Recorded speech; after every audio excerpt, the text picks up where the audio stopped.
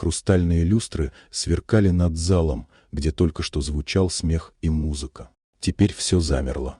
Женщина в инвалидном кресле, Клара Уинслоу, знаменитый директор компании Winslow Dynamics, вздрогнула, глядя на мужчину в выцветшей синей униформе уборщика. В его руках блестел маленький бархатный футляр. «Пожалуйста, не делайте мне больно», – прошептала она. «Я не могу ходить». Толпа оцепенела. Еще недавно Клара была символом силы и успеха, но мало кто знал, какой ценой. Несчастный случай 3 года назад лишил ее возможности ходить. Жених ушел, друзья отвернулись, коллеги за спиной шептались, что ее успехи – жалость, а не талант. Клара держалась. Она научилась скрывать боль за холодной улыбкой и дорогими костюмами.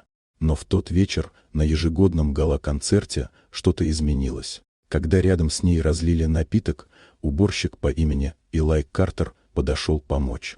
Его спокойствие, мягкий голос и внимательный взгляд оставили странное чувство, будто этот человек понимал ее без слов. С тех пор она все чаще замечала его. Он появлялся рано утром, чинил то, что другие ломали, двигался с достоинством. Между ними возникло молчаливое доверие. В минуты слабости она делилась с ним тем, чего не говорила никому – болью, одиночеством, сомнениями. Илай слушал, не осуждая, и однажды сказал: «Тебе не обязательно вставать, чтобы подняться». Эти слова остались с ней надолго. Но однажды все рухнуло. Во время торжества охрана вывела Илая, его подозревали в краже. В его руках была маленькая коробочка. Клара дрожащим голосом спросила: «Почему?» Он открыл футляр. Внутри медальон ее матери, потерянный в автокатастрофе. «Я нашел его», — тихо сказал он. «В ту ночь я был там». В зале воцарилась мертвая тишина. «Что ты имеешь в виду?» — прошептала Клара. Илай поднял взгляд, полный боли. «Это мой грузовик сбил твою машину. Я вытащил тебя до взрыва, но всю жизнь не мог простить себе. Поэтому пришел сюда. Хотел все исправить, хотя бы служа рядом». Ее сердце жалось. Гнев, шок, неверие — все смешалось. Перед ней стоял человек, разрушивший ее жизнь, и тот же человек, который помог ей выжить и снова поверить в себя.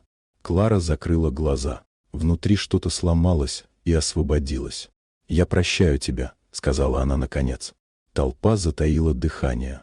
Илай упал на колени, не скрывая слез. «Ты не обязана». «Может и нет», — ответила она. «Но я обязана себе».